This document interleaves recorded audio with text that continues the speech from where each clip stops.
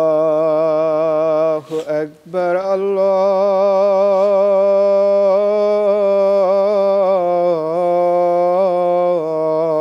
الله أكبر الله أكبر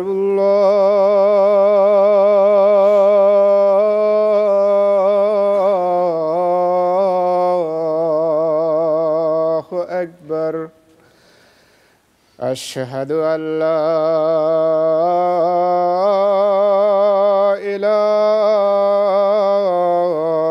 إله إلا الله أشهد أن لا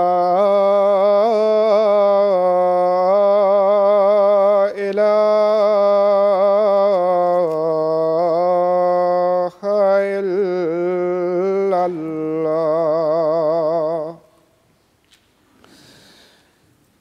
أشهد أن محمدًا رسول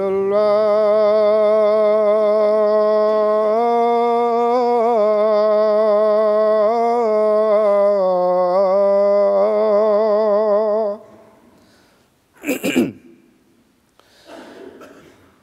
أشهد أن محمدًا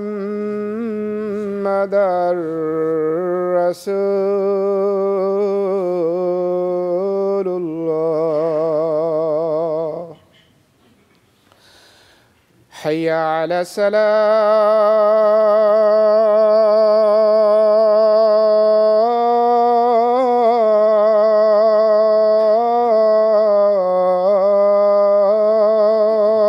الصلاة حي على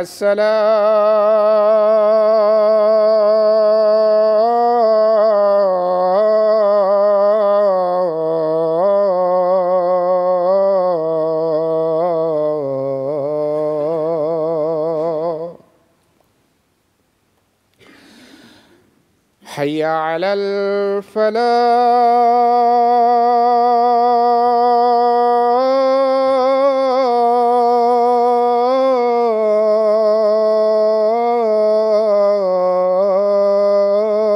الفلاح حي على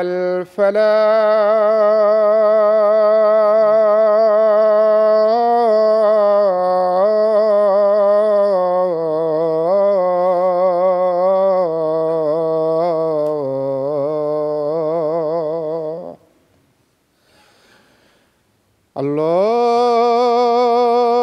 الله أكبر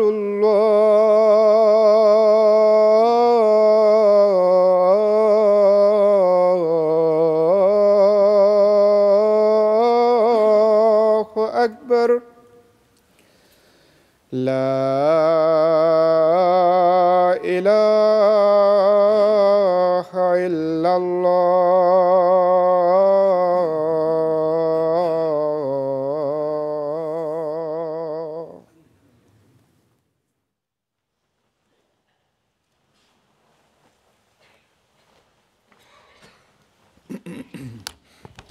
السلام عليكم ورحمة الله.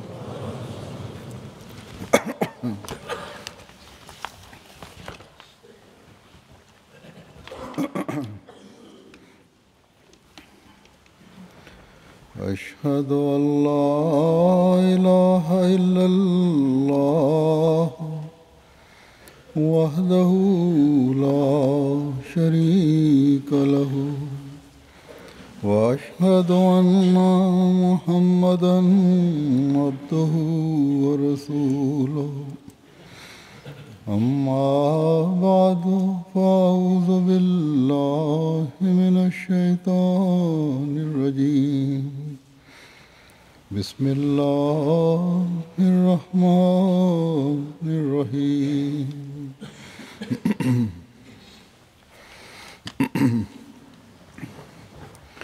الحمد لله رب العالمين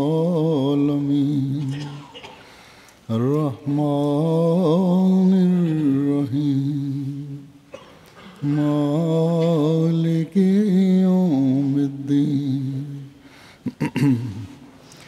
إياك نعبد وإياك نستعين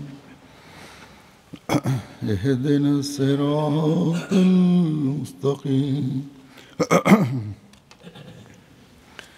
صراط الذين أنعمت عليهم غير المغضوب عليهم ولا الضالين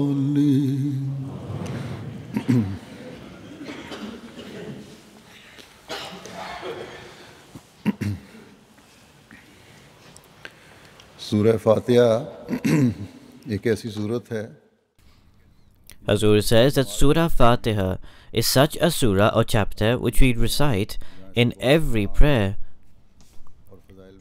where in the hadith many names and blessings have been given to this chapter. There in one narration, this surah has been called Surah As-Salah. Hadhrat Abu Huraira, may Allah be pleased with him, has narrated that the Holy Prophet, peace and blessings of Allah be upon him, stated that God Almighty states that I have divided Salah, in other words Surah Fatiha, between me and my servants into half and half parts. In other words, in one half of the surah, God's attributes have been cited, and the next half of the chapter comprises of prayers for God's servants.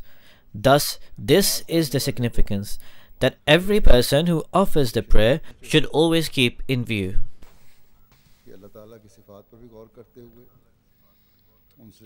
Whilst on the one hand one reflects deeply upon the attributes of God, he should also make the maximum efforts to derive benefit from them.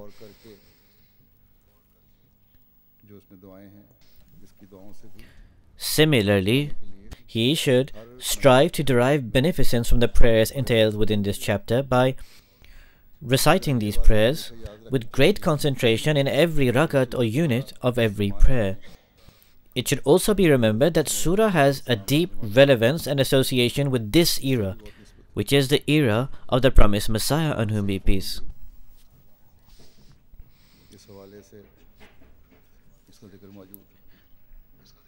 The ancient scriptures have also cited this with this reference.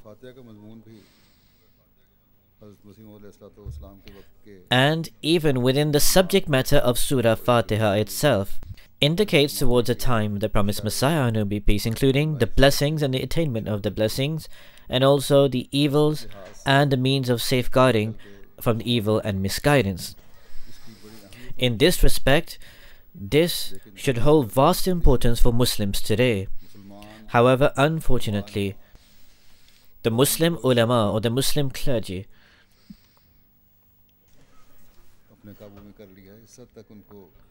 have influenced the Muslims to such an extent and have rendered redundant their ability to think on their own to such a degree that the majority of Muslims are not even prepared to deliberate and reflect on this matter.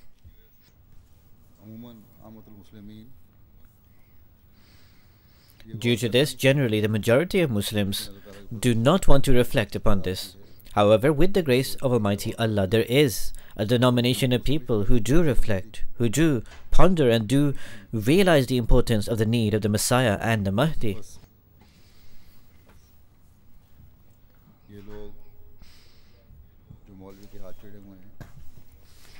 In short, these people who are in the hands of the mullah are being led by these Maulvis and these so-called ulama or religious scholars towards evil and misguidance. Therefore, every Muslim who has a heartfelt pain and passion acknowledges and considers that this is a period of vice, shirk, associating partners with God, and also misguidance, and that this is prevalent in all directions, and that in order to remove all these ailments, a special person of God is required. So, this realization is within them, and if it is so, then they should search for that person. Has that person perhaps already arrived? Most surely that special person of God has arrived, but the majority, as I stated, are following the ulama, the Muslim clergy, and are not prepared to accept him, or out of fear will not believe in him. The ulama, the Muslim clergy, and the Muslims at large, they should seek guidance from God the Almighty and should give up their obstinacy and stubbornness. In any case, our task is to convey the message, and inshallah, God willing, we will go on doing so. Alongside this, we Ahmadis, who associate ourselves with this true devotee of the Holy Prophet, peace and blessings of Allah be upon him, should strive to increase our perception and spiritual knowledge. We should make every effort to take maximum beneficence from the subject matter entailed within Surah Fatiha. In light of the way the promised Messiah, on whom be peace, has elucidated this subject in various places of his writings, and has clearly expounded the subject matter entailed within, surely this places a responsibility upon us to try and comprehend this, to make efforts to perceive it, so that we can apply the subject matter entailed within on our own selves and seek its beneficence. At this time, in the words of the promised Messiah ﷺ, on whom be peace, I will present the commentary on the second verse of Surah Al-Fatiha after Bismillahir Rahmanir Rahim, that is Alhamdulillah Rabbil Alameen. All praise belongs to Allah, Lord of all the worlds. The promised Messiah, on whom be peace, has elucidated the various subjects inherent in this verse in different ways. I have collected just a few references. These are but a few aspects by the promised Messiah, on whom be peace, from amongst the intellectual and spiritual treasure provided by him, and that he has indicated towards. Aside from this, there are countless numerous other references of the promised Messiah ﷺ in relation to this chapter. Most surely, reading and listening to this increases one's spiritual knowledge and perception. However, just reading this once cannot take a person to the depths of the meaning entailed therein, and nor is this possible at all. In order to understand and comprehend this, one must study on his own as well.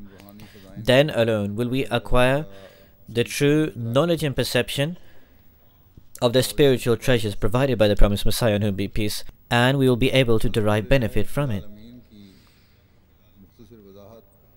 Briefly explaining the verse Alhamdulillahi Rabbil Alameen, all praise belongs to Allah, Lord of all the worlds, the promised Messiah ﷺ, on whom be peace, states, Alhamdulillah, all praise is due to the rightfully worshipped being, who combines in himself the aggregate of all perfect excellences. Hazur says, in other words, all praise, all glory is due and applicable only to God Almighty. All attributes are combined within God the Exalted, and it is Allah the Almighty alone in whom are found all attributes to their perfection. The promised Messiah, on whom be peace, continues, who combines in himself the sum total of all perfect excellences, and whose name is Allah. We have stated before that in the language of the Noble Quran, Allah is that perfect being who is rightfully adored, combining in himself all perfect attributes, and is free from every defect. Hazur says, the sum total of all qualities and attributes are found within God. And God the Almighty is free and pure from all shortcomings, defects and flaws. The promised Messiah ﷺ continues that God is one, without associate, and the source of all beneficence. For Allah, the Exalted, has in His holy word, the noble Quran, made His name Allah, and He has made His name Allah comprehensive of all His other names and attributes. Hazur says, that is to say, the name Allah possesses within it the attributes and qualities of all other names and attributes. So within this one name Allah is contained all other attributes and names of God. The promised Messiah, on whom be peace, continues, and God has not accorded that status to any other name. The promised Messiah, on whom be peace, continues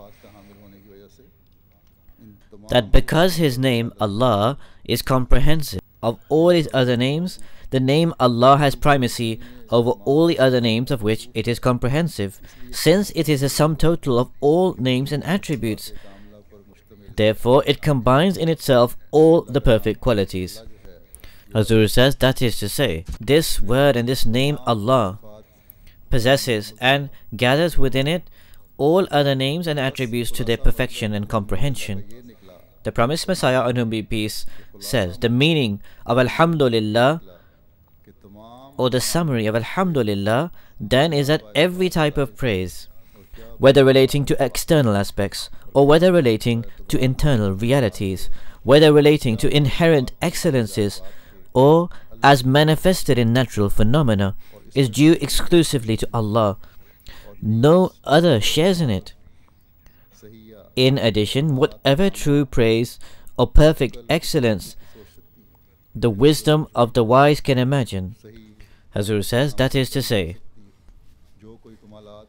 however much praise and glory can be bestowed on one, whatever extent of excellence and heights of it one can reach to, however much one can contemplate and ponder, all these attributes are found in Allah the Supreme. The promised Messiah ﷺ continues, there is no excellence of which sane reason can contemplate the possibility of, but which Allah lacks like an unfortunate person. Hazur says, this is impossible. Any virtue or good quality a person envisages or contemplates, it is not possible that a person's intellect perceives that there is such and such good quality, but God Almighty be deprived of that. The promised Messiah, on whom be peace, continues, reason is not able to conceive of any excellence which is not comprehended among divine attributes.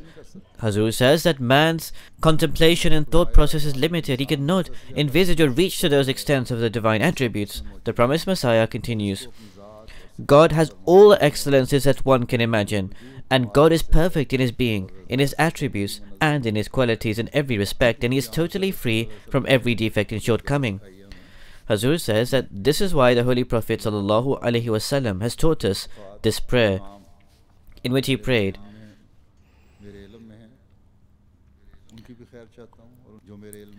that I seek the good of those attributes of God Almighty that I am aware of, and also I seek the good from those attributes of God Almighty that I have no knowledge of.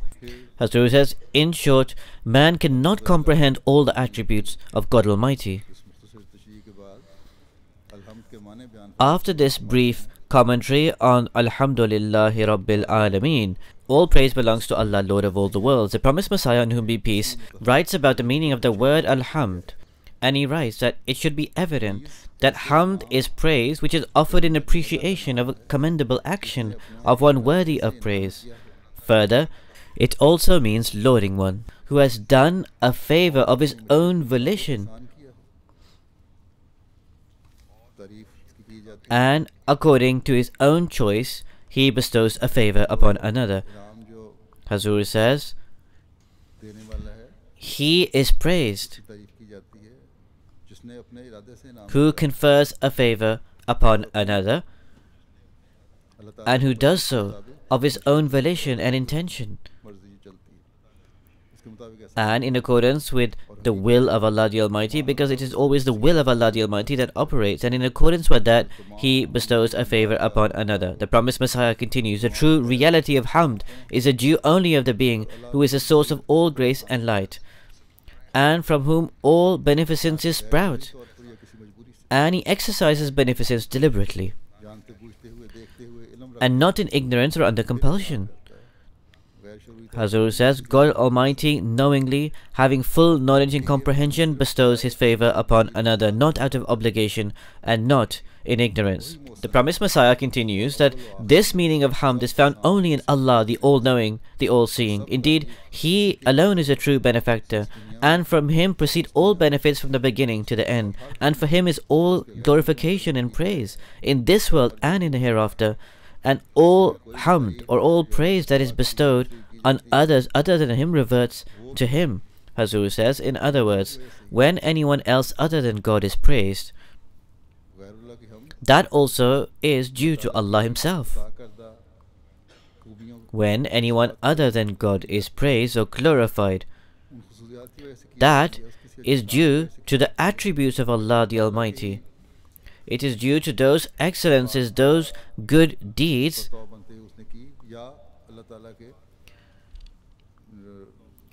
that a person performs, embedding the reflection of Allah within him, or due to the Rahimiyat or Rahmaniyat, the mercy or the grace of Allah the Exalted. That has an effect and an impact on a person and allows him and enables him to be of some kind of help to another, and then in turn that enables that person to be praised. In short, the foundation of everything, of any person who carries any act out in the world, is the God-given ability given to that person. Therefore, all praise eventually reverts back to God the Exalted. The promised Messiah ﷺ says further regarding this, that Hamd is the verbal praise which is offered to honor a mighty and noble being for his acts of beneficence. Perfect praise is the exclusive prerogative of the Lord of Majesty. The ultimate goal of every kind of praise or glorification, be it in a small or a large measure, is our Lord, who guides the misguided and exalts the lowly, who is the object of praise of all those who are praiseworthy. Hazur says, that is, all those who are praiseworthy are engaged in the praise of God. As I mentioned, everything reverts back to the Lord. The promised Messiah, in whom be peace, says, God guides the misguided. Hazur says that when the misguided are guided by God, he who is guided as a result will submit to God and praise Him. In the eyes of the world, those who are disgraced and lowly are granted respect by Allah the Almighty, as is the way of the opponents of the Anbiya, the prophets. They say, at a glance we see your followers as disgraced and lowly persons, but God the Exalted at a time transforms their predicament, and those who are Pharaoh-like beg for their life. Those very chiefs of Makkah were begging for the peace of their life. In turn, this focuses the attention of a mu'min or a true believer towards real hamd and gives him the perception of it.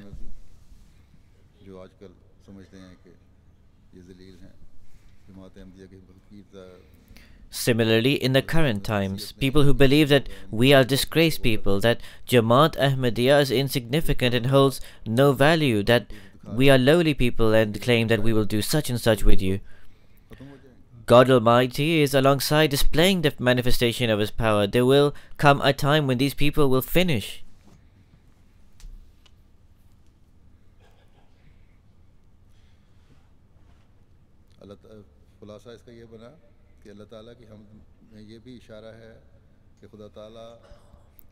The summary of this is that in Hamd is indicated that perfect praise is due and belongs to God the Almighty, and He also gives perfect praise.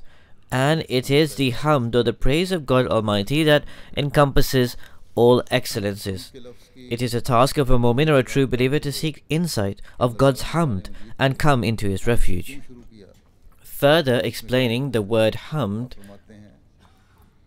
and elucidating why Allah the Almighty started the Holy Quran with hamd, he states that Allah commenced His book with the word hamd rather than with the word shukr or the word madh, because the word hamd encompasses the sense of the other two comprehensively and is their substitute par excellence. Further, it also entails correction, adornment and beautification to a greater extent. As I said, this word also entails beautification and also reconciliation. The promised Messiah, on whom be peace, continues, since the idolaters used to praise the idols without justification, preferring the use of the word hamd, believing those idols to be the sources of favors and bounties. In addition, their mourning females vied with one another in boastful enumeration of the valorous deeds of their dead in battlefields. Hazur says, that is, those idols were proudly mentioned. The promised Messiah ﷺ says, both in the battlefields and at banquets, they praise those idols in the manner in which Allah, the bestower, the guardian and the guarantor should be praised. Similarly, Alhamdulillah is the rebuttal of all who associate partners with Allah and furnishes an admonition for those who use their judgment. In these words, Allah reproaches the idol worshippers, the Jews, the Christians and all those who associate partners with Allah the Exalted, as if He was saying, O people who associate partners with God, why do you glorify your associate gods? Why do you magnify your ancestors? Are they your lords who sustain you and your progeny and your children? Or are they the compassionate ones who treat you mercifully, who ward off your calamities, avert evil and affliction? Or are they those who safeguard the good that has been your lot, or who wash off the dirt of your sufferings and cure you of your diseases? Or are they the lords of the Day of Judgment? Nay, Allah alone sustains and shows mercy by granting happiness in full measure, and by the grant of means of guidance, and by answering prayers, and by deliverance from enemies.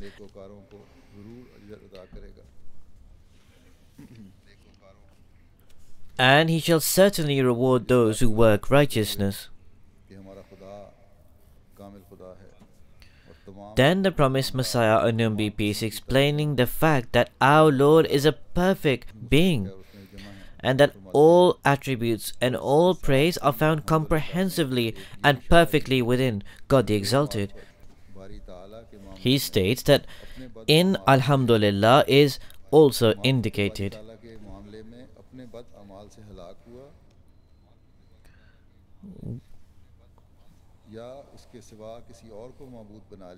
One who perishes for lack of his cognition of Allah the Supreme through his misconduct or by taking some other than Him as his God, in truth perishes because of his disregard of His excellences, his failure to contemplate His wonders, and his neglect of all that is due, as is the way of those who are the devotees of falsehood.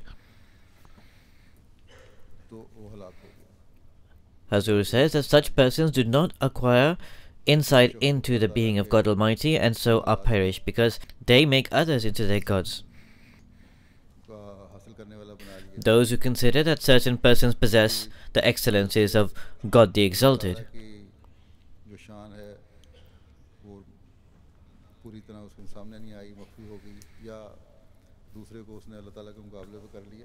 or who do not fully perceive the glory of God Almighty, or it is concealed from them, or who place others on the same station as Allah the Almighty, will be perished.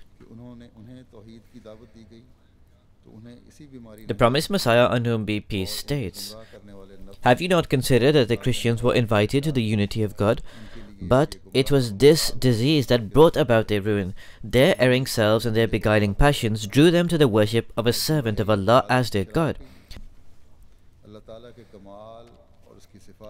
They drank deep of misguidance and ignorance, and forgetting the excellences of Allah the Supreme and His attributes, they invented for him sons and daughters. Had they pondered the attributes of Allah the Supreme and the excellences that are worthy of Him, their insight would not have failed them, and they would not have perished. That is why Allah the Supreme has warned us here that to safeguard ourselves against error in respect of a true concept of Him, we must ponder His excellences fully and should seek out His appropriate attributes. Masroor says, in other words, His attributes should be discerned and true insight of them should be gained. And the promised Messiah continues that we should remind ourselves constantly of them, for they are far superior to every material gift and far more helpful than every kind of succor. We should reflect particularly over those attributes of His which have been manifested in His works, that is to say, His might, His power, His dominance and His bountifulness.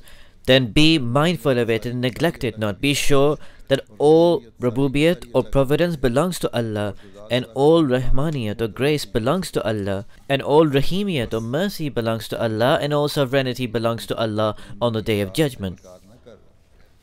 Therefore, O those who are being addressed, withhold not therefore your obedience from your Sustainer, and be of those who submit themselves wholly to the one Lord. This verse also connotes that Allah the Supreme is far above suspicion of weakness or shortcoming, such as the assumption of a new attribute on the decline of another attribute, or a change in his state of dignity, or developing a defect, or any kind of renewal or rehabilitation. Masroor says that is because there is no shortcoming possible in Allah the Almighty. It is not that He had some defect before which He rectified after. There can be no possible flaws in Allah the Almighty. The promised Messiah ﷺ continues, on the contrary, to Him belongs all worthiness of praise in the beginning and in the end, manifestly and covertly, forever and evermore. Whoever says aught contrary to this repudiates the truth and is a disbeliever. Masroor says, Allah the Almighty is pure and free from all shortcomings. One who does not ascertain true discernment into the attributes of Allah the Almighty falls into the pit of destruction. Earlier people were destroyed because they did not recognize the divine attributes and fell into carrying out shirk, associating partners with God, or if they did recognize it initially, they forgot it after. The promised Messiah, on whom be peace, then elucidates the teaching provided to the Muslims, that their God is He to whom belongs all praise. The promised Messiah ﷺ says, in the wording Alhamdulillah, Muslims have been taught that when they are asked that who is your Lord, then every Muslim must necessarily say that my Lord is the one to whom all praise is due, and there is no excellence or power but that is found in Him in perfection.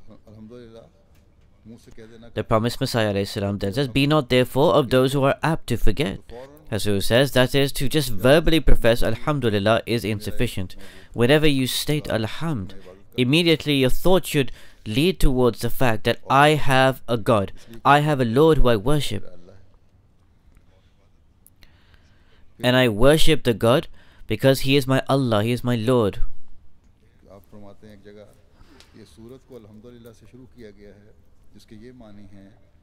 The promised Messiah, on whom be peace, then states in one place, this surah or chapter begins with Alhamdulillah, which means that all praise and all glorification belongs to that being named Allah.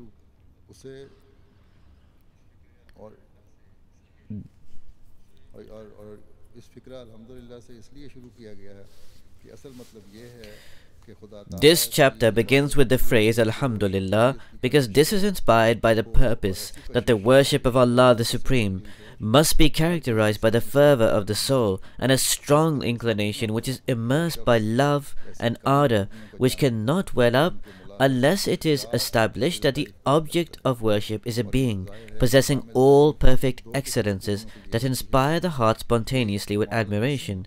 It is evident that comprehensive praise is inspired by two qualities: one, the perfection of beauty, and two, the perfection of beneficence. Masroor says, either one is praised due to their beauty, or one is praised due to their beneficence or the favor they confer to another. The promised Messiah ﷺ continues thus that if a being combines both these excellences, the heart melts and yearns for him with fervent devotion. The Holy Quran aims at impressing these two excellences of the Supreme Being upon the seekers of the truth, so that mankind may be drawn to that peerless and unique being, and worship him with fervent devotion and yearning. That is why in the very opening chapter, this charming description has been set forth to demonstrate the wonderful excellences of the Divine Being, to whom the Quran invites mankind. Thus, this surah begins with Alhamdulillah, which means all praise belongs to the being called Allah.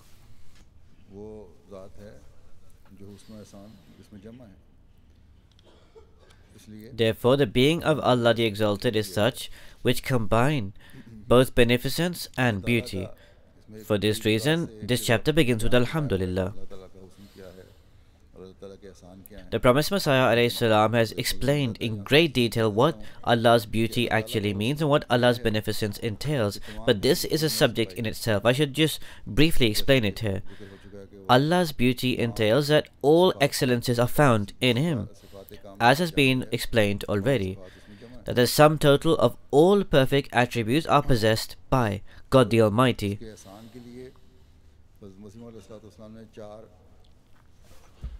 Regarding His beneficence, the promised Messiah, on whom be peace, has expounded four major principles. I will briefly relate these. The first beneficence of God is that He is Rabb, Lord. That is, He creates and then He takes those creatures to the highest point of the station of their creation, and in this way He sustains. His second beneficence is His quality of Rahmaniyat, of graciousness, by virtue of which He grants capacities to every living thing and makes arrangements for their survival according to their necessities. Among these, mankind has been given the largest share. His third beneficence is His quality of Rahimiyat, of mercifulness, through which He accepts prayers and also amal-e-salihah, righteous deeds, and keeps one protected from calamities. His fourth beneficence is that He is Malikiyat-e-Yawm-id-Din, the master of the Day of Judgment, by virtue of which He dispenses His grace and dispenses it as He pleases and as much as He pleases. He grants fruits to people's actions, but that is granted purely through Allah's grace.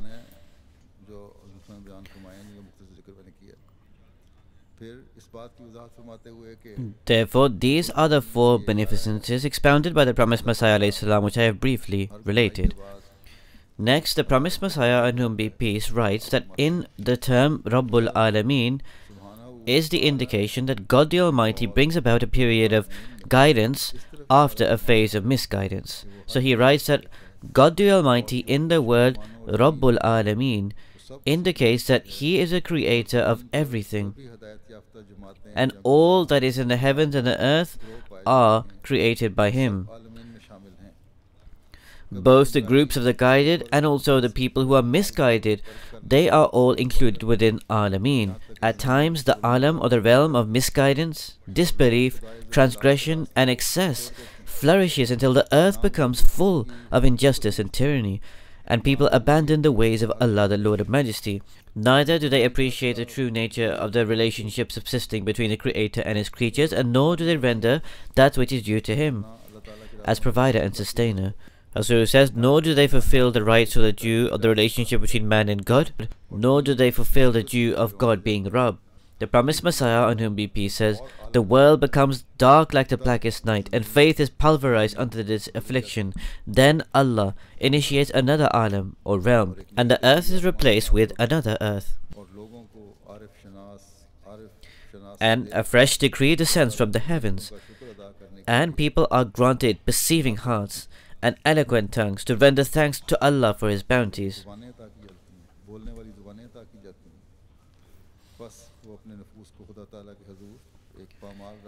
Hazur says they are given tongues to speak. So the promised Messiah alayhi salam says, then they make themselves lowly like frequented paths before the Lord of greatness and run to him in fear and hope. Their eyes downcast with modesty and their faces turning wistfully to the provider of all needs with the resolve in submissiveness that knocks at the very top of the heights. Hazur says, the promised Messiah on whom be peace has mentioned here that God Almighty brings about a new alam or realm and a new earth is formed from a previous earth. The promised Messiah on whom be peace was given a revelation which he received through a vision. He says, in a vision I see that I am creating a new heavens and earth. And then I say that come now let us create humans. Hazur says, in any case, at that time the Maulvis raised a hue and cry that look, the promised Messiah ﷺ is claimed to be God. But the promised Messiah ﷺ responded that I am not claiming to be God. This actually means that God Almighty will create such a transformation through my hand that it would seem as if a new heavens and earth had formed. And such people would be produced who sincerely pray and worship God, and who fulfill the due of being servants of Allah the Almighty, and who recognize the aspects of servitude.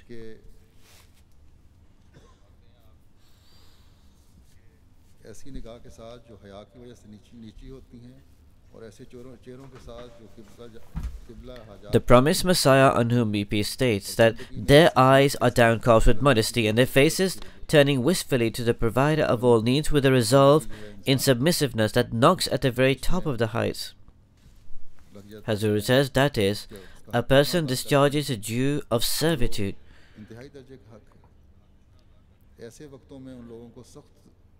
to the maximum and highest degree possible. The promised Messiah on whom be peace states, such people are needed most when the nadir of misguidance has reached, and through degradation of their condition people turn into beasts and animals. It is at this moment that divine mercy and his eternal favor urge that a person be raised in heaven who should dispel darkness and demolish that which Satan has built and raised up. It is then that the gracious Lord sends an imam to fight the armies of Satan. Hazur says, as I stated, that the promised Messiah ﷺ received a revelation through a vision. The promised Messiah continues, both these forces join battle.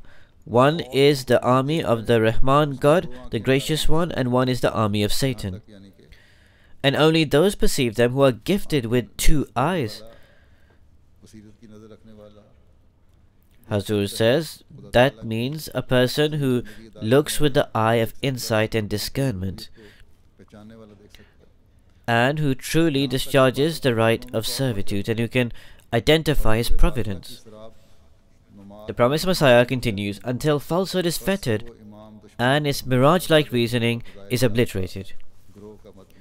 Therefore, that Imam dominates the enemy and lends constant support to the rightly guided, raising aloft the banners of guidance, reviving the seasons and gatherings of piety. Hazur says they spend greater time on speaking about piety and righteousness. There are such gatherings where God the Almighty is remembered, and people discuss worship and the attributes of Allah the Almighty are discussed. The promised Messiah ﷺ says further, until people come to realize that he has succeeded in capturing the ringleaders of disbelief, fastening hard their fetters, and has rounded up the beasts of falsehood, and has placed halters around their neck, and has destroyed the structures of innovation, dismantling their domes, and has consolidated the word of faith, and strengthened its organization, and has reinforced the dominion of heaven, and has closed every breach. Hazur says, thus today, the new heavens and earth that were created as a result of the promised Messiah on whom be peace, which we also derive benefit from,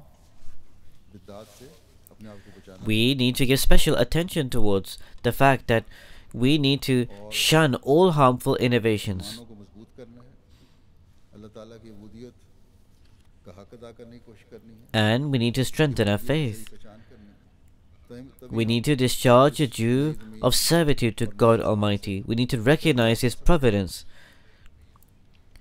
फिर इस बात की वजाहत Then alone can we derive beneficence from this new heavens and earth. को हकीकी रंग में पहचान लेता है। Next, the promised Messiah, on whom be peace, elucidates. When a person truly recognizes his Rabb, his Lord, and he establishes the high standards of worship, he then ascertains the insight and discernment of Rabbul Alameen, Lord of all the worlds, that makes him distinguished from others. The promised Messiah ﷺ says in this regard that Allah the Holiest has indicated in the words Rabbul Alameen, Lord of all the worlds, that He is the Khaliq, the creator of everything, and that all praises Him alone in the heavens and the earth, and that His praise is celebrated constantly by His servants, who are ever occupied with His remembrance. There is not a thing but that celebrates His praise and glorifies Him at all times. When one of His servants discards his own desires, is emptied of his passions, is wholly centered in Allah, His ways and His worship, and knows his Lord, who nurtured him by His favor, and he glorifies Him all the time, and he loves Him with all his heart, in fact even with all the particles of his body does he love Him, then that person becomes an alim, a realm from amongst the alameen. Then the promised Messiah ﷺ is given examples of this and says, from amongst the alameen, the realms, is one alam or realm was in which the advent of the Holy Prophet ﷺ took place. Then he gave the example of his own era, that Allah the Almighty, displaying mercy upon His people, created another group, who were the group of the promised Messiah, on whom be peace. Therefore, when we associate ourselves with this group of the promised Messiah, in whom be peace, in order to become a part of this alameen, we should focus our preferences solely for the sake of Allah the Almighty, and we need to make efforts to this effect, so that we can derive beneficence from Rabbul Alameen. Expounding what is included and also the definition and meaning of Alameen, the promised Messiah, on whom be peace, writes, Alameen means that with the exception of the Creator Himself, every existing thing, whether in the realm of spirits or in the realm of bodies, Hadhrat says, apart from God Himself, everything else is within the Alameen. The promised Messiah ﷺ continues, whether of earthly creation or like the sun, the moon, or other celestial objects, all of them being Alameen, abiding under the providence of the Lord. Therefore, when everything is under the Rububiyyat or the providence of Allah the Almighty, and when we are aware that God the Exalted nurtures and sustains all the realms or all the worlds, yet still there comes times when a person considers other persons their gods or their Rabbs. Under the pressure of the society, materialism or worldliness becomes dominant. In such a predicament, a mu'min or a believer needs to immediately self-analyze, and he needs to make efforts to reflect on his own self. And whilst doing so, he should repent and seek forgiveness from God the Exalted, and turn towards Rabbul Alameen, the Lord of all the worlds, so that we can take beneficence from this new earth that we are on and the new heavens which we are under. Then the promised Messiah, on whom be peace, explains how God the Almighty fulfills spiritual needs alongside material requirements. In light of Rabbul Alameen, he states, God is the Lord of the entire universe, as He has provided all the material means for the physical requirements of all kinds of creatures collectively, without discrimination.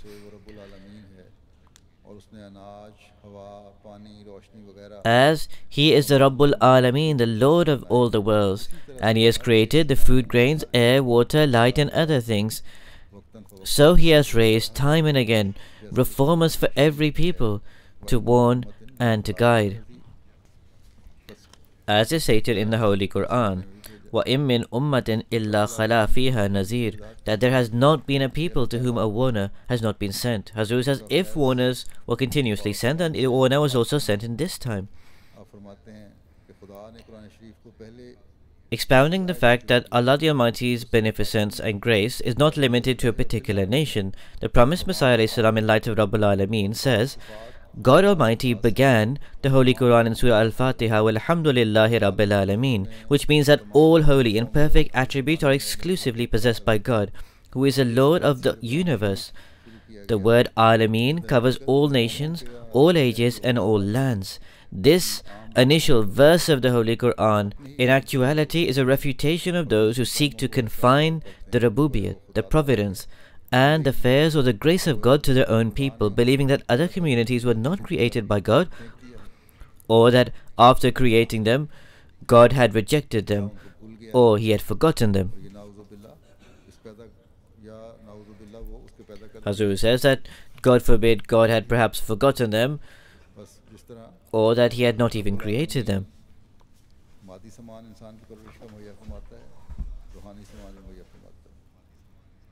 So in the manner that the Rabbul Alameen caters for the material requirements of man, He also facilitates the spiritual well-being. He who rejects this is actually rejecting the attribute of Rububiyyat, the providence of Allah the Almighty. Thus, those persons who recite Surah Al-Fatiha and then reject the promised Messiah on whom be peace should reflect upon this. We also, after we have taken the bed, the pledge of allegiance of the promised Messiah on whom be peace, as I said, we need to strive to advance in our taqwa and spirituality. The promised Messiah on whom be peace then states, there is yet another indication in the word hamd, and that is that Allah the Exalted and Lord of Blessings says, O my servants, know me through my attributes, and recognize me through my excellences. I certainly do not suffer from any defect or shortcoming. No, my praiseworthiness far exceeds the highest limits of praise rendered by those who praise me. You will not find in the heavens or in the earth any praiseworthy feature that is not to be found in my countenance. If you tried to count my excellences, you would not be able to number them.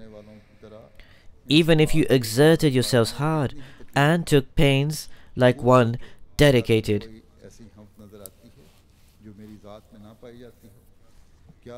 Ponder thoroughly that if you can light upon a praiseworthy merit that you do not find in me, or can discover an excellence that is beyond me and my presence, if you feel that way, then you have no knowledge of recognition of me and are bereft of vision. Most certainly, Hazur says, that is, God continues here to say that, most certainly I am known through my glories and excellences. Hazur says those attributes and qualities and excellences that are recognized and praised. So he continues that I am known through my glories and excellences, and the heavy clouds saturated with my blessings indicate the plenitude of my bounties. Thus, those who believe in me as comprehending all perfect attributes and all excellences, and attribute to me whatever perfection they observe anywhere, and whatever glory they can conceive of in the highest flights of their imagination, and ascribe to me every grandeur that their minds and vision may observe, and every power that is reflected in the mirror of their thoughts. So, therefore, such are indeed the people who are treading the paths that lead to true recognition of me. They have grasped the truth and they will be successful. So therefore, may God the Almighty keep watch over you and seek earnestly for the attributes of Allah, the Glorious, and reflect over them like deep thinkers. Hazur says, that is, carry out this work with deep reflection, deliberation, and perception. So the promised Messiah ﷺ continues, seek diligently and ponder every aspect of perfection, searching for it in every overt and covert manifestation of this universe. As a greedy person occupies himself incessantly with the pursuit of the object of his desires. Therefore, when you arrive at the comprehension of the fullness of his perfection and begin to perceive his fragrance, it is then that you have found him. This is a mystery that is unveiled only to those who are earnest seekers of guidance. This then is your Lord, your Master, perfect in himself, comprehending all perfect excellences and worthy of all praise. तो वही शख्स पहचान सकता है जो सूरह फातिहा में तदब्बुर करे He alone can know him who deliberates deeply over Surah Fatiha, seeking his help with an aching heart. और इससे अहद Those who make a covenant with Allah in perfect sincerity, और कीने से पाक कर binding themselves fast in perpetual obedience to him, and cleanse their minds of all rancor and ill will, are admitted through the portals of this surah or chapter, and are endowed with inner sight immediately. बस जैसा कि मैंने पहले भी जिक्र किया है हज़रत मसीह मौऊद अलैहिस्सलाम की बैत में आकर Hazur says, as I stated earlier also, काम है जिसकी हमें हमेशा after taking the bet, the pledge of allegiance of the promised Messiah on whom be peace, this is a station that we should always endeavor to search for, and we need to reach this station. तदब्बुर के रास्ते भी हज़रत मसीह मौऊद अलैहिस्सलाम The ways to deliberate on Surah Al-Fatiha and the ways to reflect on the Holy Quran in totality can indeed be attained through the guiding principles alone of the promised Messiah on whom be peace. अल्लाह ताला की सिफात का इदराक May Allah the Almighty enable us to attain the insight of divine attributes in accordance to the wishes of the promised Messiah on whom be peace, so that we may mold our lives in line with God's commandments. दो जनाजे भी पढ़ाऊंगा Today, after the Friday prayers, I will lead 2 funeral prayers in absentia. फतेह बेगम साहिबा एहलिया मुकर्रम The first funeral is of Mukarrama Fatah Begum Sahiba. She is the wife of the late Mulana Ahmad Khan Nasim Sahib, who is the additional Nazir Islah Rashad in the Muqami Rabwa. हैं जो Mukarram Ahmad Khan Nasim Sahib has passed away, but this is his wife, व इन्ना इलैहि राजिऊन who passed away बड़ी नेक दुआ on 4th February. Inna lillahi wa inna ilayhi raji'un. Surely to Allah we belong, and to Him we shall return.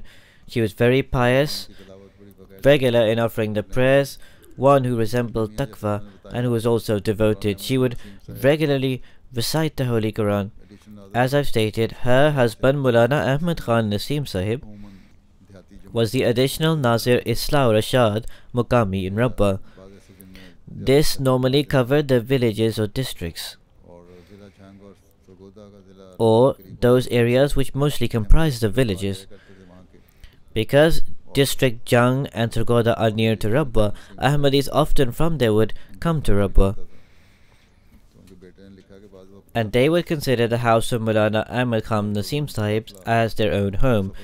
His son has written that at times, delegations consisting of 50 men and women would arrive and stay in their home, के आते हैं ये लोग and Mulana Ahmad Khan Nasim Sahib would very graciously provide hospitality for them. They would come without notice, as you are aware in our society, especially people of the villages come without notice in this manner. He would provide their food and hospitality. He would never show any hint of complaint on his face when they came. Even after he passed away, because they had established a link with those people, they maintained that link, and those people continued to stay in their house. This lady would take care of the poor people. She never took anything from her children, but she would always inculcate to them that give to poor people. Whatever income or money came into her possession, she would distribute amongst the poor people and the orphans. दुख सुख बांटने वाले भी इनके पास It is said that poor people would regularly come to her house. People would also come to her to share their griefs. The most significant quality she possessed was that she had an extremely sincere and devoted and loyal connection with Khilafat, and she always inculcated her children to be loyal to Khilafat and embedded love for Khilafat within them. She was also a Musia. May Allah the Almighty elevate her rank. She leaves behind 3 daughters and 2 sons. One of her sons was with her, के बाहर हैं मुकर्रम नासिर परवाज़ी साहब और नसीम मेहदी साहब and 2 of her sons were abroad. Mukarram Nasir Parwazi Sahib is one, and Naseem Mahdi Sahib is the other, who is a missionary of ours in the USA. Parwazi Sahib could not attend the funeral, and nor could Naseem Mahdi Sahib, due to certain reasons. और वो दुआएं May Allah the Almighty grant all of them endurance and solace and patience. Naseem Mahdi Sahib is our Murabbi Silsila, that is our missionary. Certainly, the prayers of his mother proved beneficial for him in the field. May Allah the Almighty enable him to continue benefiting from our prayers. The second funeral prayer is of Mukarrama Hakim Bibi Sahiba, who was the wife of Maulvi Ghulam Rasul Sahib Muallim Islah or Irshad, Pakistan. She passed away on 9th February at the age of approximately 100 years. Inna lillahi wa inna ilayhi raji'un. Surely to Allah we belong, and to Him we shall return. She was also an extremely pious woman who was regular in offering prayers. Even in extreme financial adversity, she remained alongside her husband. She possessed a great degree of self-respect. Even in dire financial circumstances, she never asked for money. She would wear good and decent clothes, and she would try as much as possible to live off a small amount. For 28 years she remained in Rasul Nagar.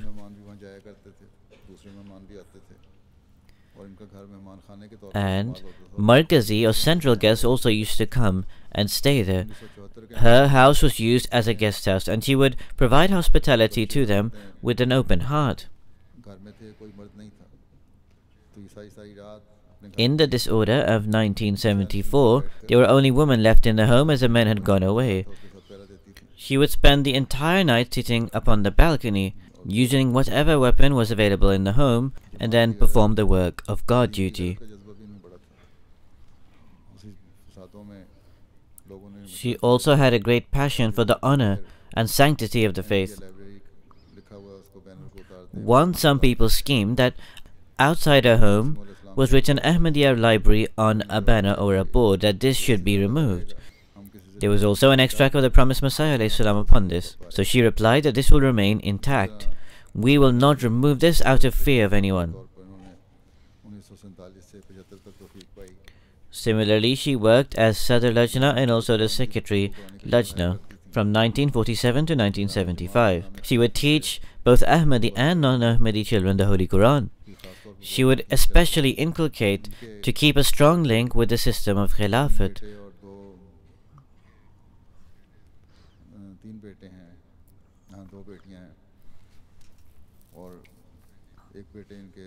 She leaves behind 2 daughters and 3 sons.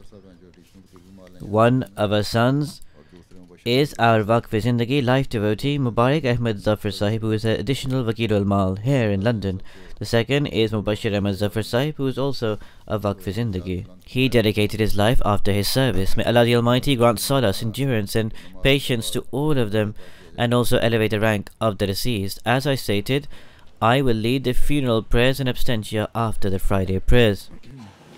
Alhamdulillah, alhamdulillah, nahmaduhu wa nasta'inuhu wa nastaghfiruhu wa nu'minu bihi wa natawakkalu alayhi wa na'udhu billahi min shururi anfusina ومن سيئات أعمالنا من يهده الله فلا مضل له ومن يضلل فلا هادي له